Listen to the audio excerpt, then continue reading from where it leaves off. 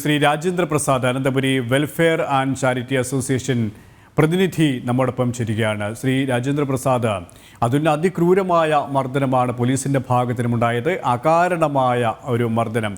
സൈനികരെ ഈ കുറച്ചു കാലങ്ങളായി സൈനികരെ തെരഞ്ഞു പിടിച്ച് മർദ്ദിക്കുന്ന ഒരു സാഹചര്യത്തിലേക്ക് കേരള പോലീസിന്റെ നിലപാട് എത്തിയിട്ടുണ്ട്. അതുകൊണ്ട് തന്നെ ഏതു തരത്തിൽ പ്രതിഷേധം ശക്തമാക്കാനും നടപടികളിലേക്ക് കടക്കാനുമാണ് അനന്തപുരി വെൽഫെയർ ആൻഡ് ചാരിറ്റി അസോസിയേഷന്റെ തീരുമാനം.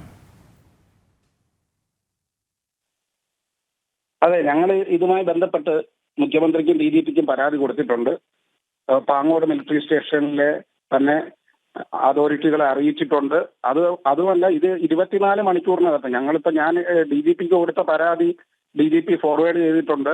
അപ്പൊ ആ പരാതിക്ക് മേല് അന്വേഷണം നടത്തി ഇവർക്കെതിരെ അടിയന്തരമായ ഇവരെ സസ്പെൻഷൻ ചെയ്തില്ല എങ്കിൽ ശക്തമായ പ്രതിഷേധ പരിപാടികളുമായി മുന്നോട്ട് പോകാനാണ് കേരളത്തിലെ മൊത്തത്തിലുള്ള വിമുക്തപട സംഘടനകളുടെയും തീരുമാനം.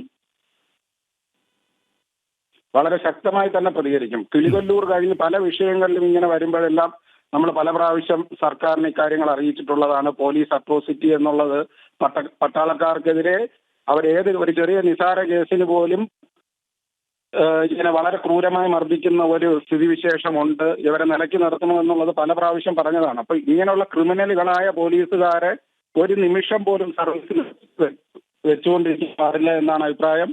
കിളികൊല്ലൂരിലെ തന്നെ പോലീസ് ഉദ്യോഗസ്ഥന്മാർ 7 മാസം സസ്പെൻഷനിൽ നിന്നിട്ടും ഇത്തരക്കാരായ പോലീസ് പാഠങ്ങൾ ഉൾക്കൊള്ളുന്നില്ല എന്നുള്ളത് വളരെ അത്ഭുതമാണ്.